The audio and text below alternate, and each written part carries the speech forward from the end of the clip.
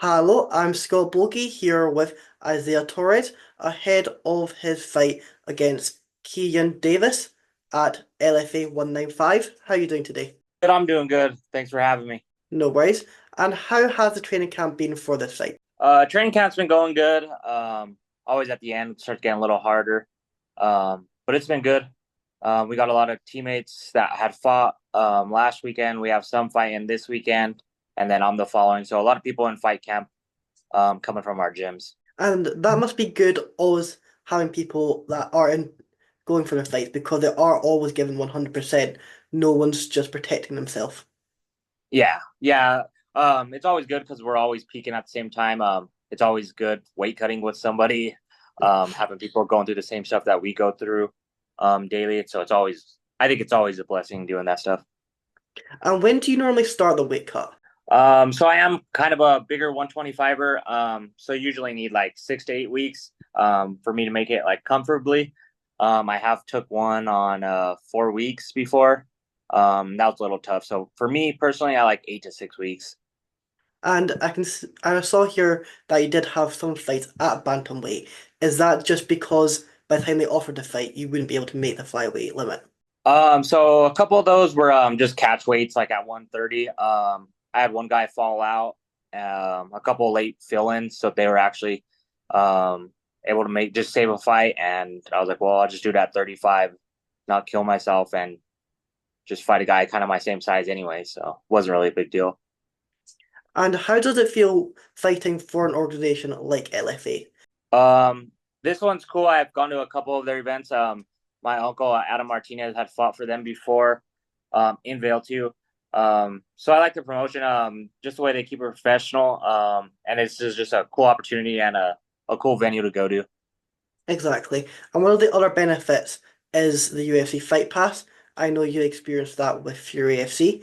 Do you feel like that just helps you get your name out there a bit more? Yeah, of course. It's more just more media. More eyes are able to see it.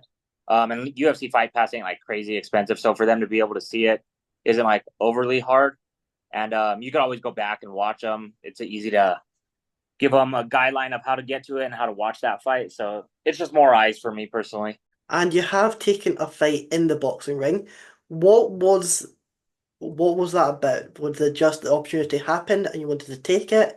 Did you always want to experience a boxing fight? How did that opportunity come about? So boxing is just, I think even when I was an amateur, I did kickboxing, I did boxing, I did them all. So turning in pro, they ended up having an event in my hometown. So I was like, well, I might as well just get on it. Anytime I could fight in Pueblo, Colorado, I'll always try to get on it, whether it's boxing, MMA, or anything like that. But overall, for the experience for boxing, it was something new. It helped my hands a lot for MMA because I just did a whole boxing camp. Yeah. So it just benefited me in the long run. And how is it fighting in your hometown? It's always good because you get to stay at your own house. You're comfortable, come around the venue. You kind of know how you know a lot of people who are putting it on, so it's easy to just get along with everybody. And I personally like it a lot. And how did you get into the sport? So like I said, the Adam Martinez, I had seen Yeah. him fight. He had fought in Pueblo at the college was my first like live event. Um, and then ever since that, I was like, well, I kind of want to get into it. So he started taking me to gyms. I started training with him, and then at first I just wanted to just do jujitsu. Started getting good at jujitsu. Did a couple tournaments. Then they were like, "Well, try boxing." I was like, "All right." Started getting better at boxing. They're like, "Well, take a boxing fight." I was like, "All right." And then finally, when I turned 18, they're like, "Well, since you're doing all of it, you might as well just do an MMA fight." And then it kind of just took off from there.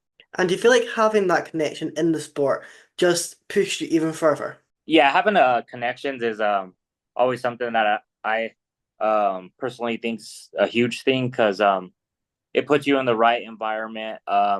Getting around guys that have the same goals as you. It's kind of hard, like trying to push yourself if you were just alone. So Yeah. having people around me that have like the same goals and are want the best for me is just something that's gonna push me. And how do you see this fight in particular playing out? So watching a little bit of Keenan's fights, it looks like he's another taller 125er. It looks like he does like to strike, so I'm sure this will be a good striking fight. We'll see who'll end up shooting first. I'm definitely not, but this is one that's I'm sure is going to be exciting because we are both good, very good technical, long rangey strikers for 125. And how do you feel about tape today? Do you just try to get as much tape as you can, or do you normally, or how do you do with it? So when I watch like fight footage, I kind of just see like what their main style is. Like I'm not gonna overly get committed to watching every little detail of oh they do this, they drop their hand after this combo. I'm just trying to see what their base is, what they good are. What I saw right away is that he's tall. Um, Yeah.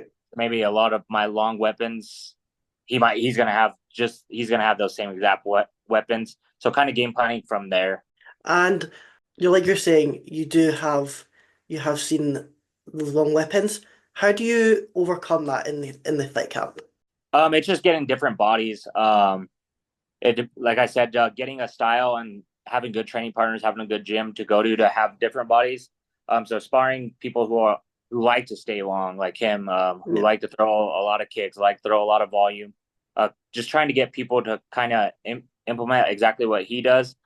But to overcome that, you just got to find ways, and I think the best way to overcome stuff is just to get in those sparring rounds of where dudes are using long ranges and figuring out what openings are where.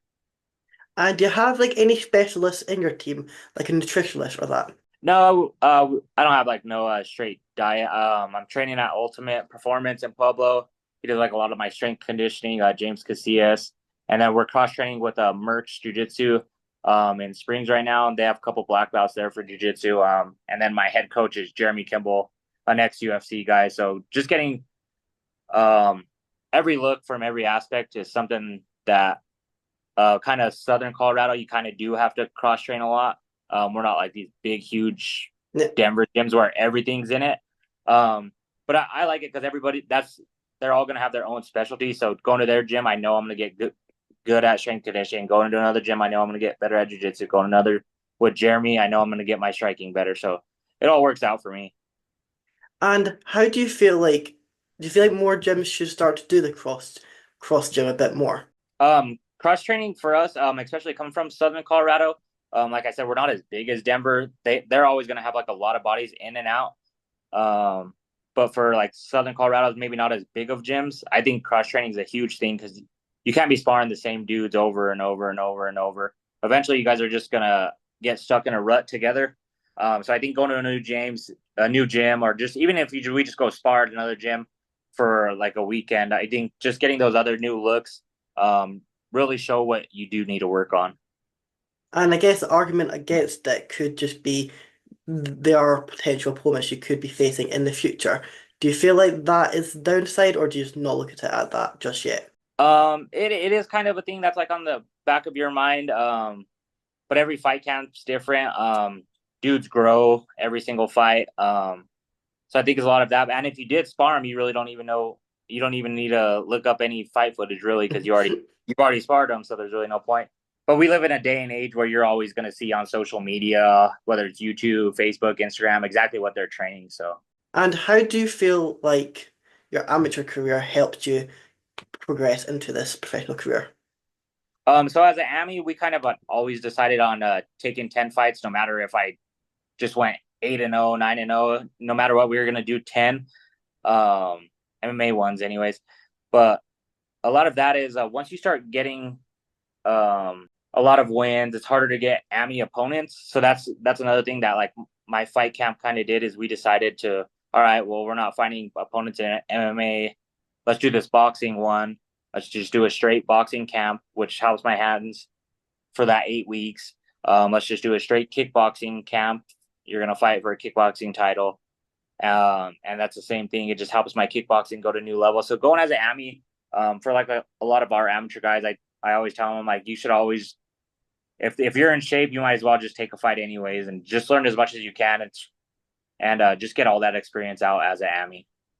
And you were able to clinch amateur titles in both kickboxing and MMA. How was it being able to get that title wrapped around your waist? So Colorado, when I was at AMI, we kind of had like the same top five, so we were kind of all just rotating of who's getting title shots, who's fighting who. We were kind of all knocking each other off. Um, but it was good because a lot of us had different styles. So going one, I thought he was like a really good wrestler. The next time I would fight, he's a really good striker. So I think it kind of all helped us as Colorado Amis just grow to our pro career. But getting those belts is always something good because it just shows that what you're doing in the gym is working. And how do you handle the high pressure situations inside the cage? Like I said, just getting that experience. I remember my very first fight. I probably lasted like 30 seconds before I was already gassed. But before that, I was sparring forever. I could spar forever.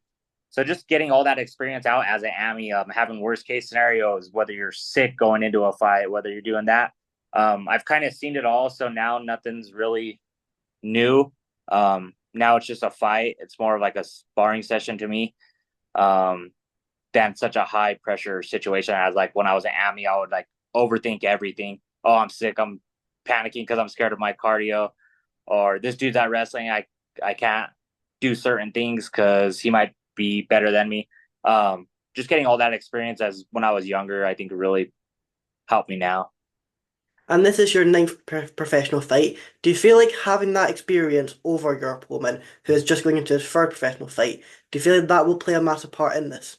I do, and I know that he has. I've stayed a little bit more active than him. Like I had said previously, I think like if you're not hurt, I think you should just take a fight anyways. Um, so I think just me staying active, me getting that experience, will have a factor in the fight. And this is your third fight of the year. If you do come out of it unscathed, are you looking to get back in before the end of the year, or do you feel like it'll be more January or February before we see you again? No, if everything goes planned, I come out unscathed and everything went good, and I don't have no really no injuries. Like I said, I'll go right back to the gym. We go back to the gym Monday. This fight's on a Friday, so if I'm healthy, I'll be in the gym on Monday. And why not just line up another one? I know there's another card coming in December for another Colorado promotion, so maybe try to hop on there if I'm healthy and just get another one before the year ends. And do you have any rituals that you'd like to do before a fight? No, honestly, I just like to just chill. Depending on where I am in the card, if I'm there's been a couple times where I fought for battle where I was like co-main event, main event. So you're gonna wait in the back. I'll go chill, hang out with my family, like just like I'm a normal fan. Watch the couple of the fights, then go in the back, tell them all right, bye. Then there's fights where I've been the first or second. Um, so just being in those, like I really don't have no ritual. I just like to just chill, not overthink anything. Just know that whatever nerves I do have, he's gonna have the same exact thing. And if it, like no matter what, like you got to get in the cage. So And have you cornered some of your teammates before in fights? yeah, I had cornered last weekend. Actually, we had three fighters who had fought, and I have cornered a couple times. And how has that been for your development? Because you're seeing it from the other side. So for me, I get more nervous for cornering because I can't control it. I Yeah. know that I know, and the people I have cornered have been amateurs, so I know what they're going through. Even we had a couple debuters last week, and I know that they're nervous. I know that they're gonna have this. So for me, I just try to give the hindsight of what I went through. I'm like, hey, like just so you know, like an adrenaline dump is probably gonna happen in your debut. Like, don't freak out. Try to give them my pointers, like, hey, it's just a fight. You fight every day in the gym. Don't overthink it. So I just always try to give my what I've gone through in my career back to them and try to calm them down a little bit. But then as soon as I hit the corner, I'm way more stressed than they are. That sounds great, and I know you'll have a fantastic fight and hopefully get that victory.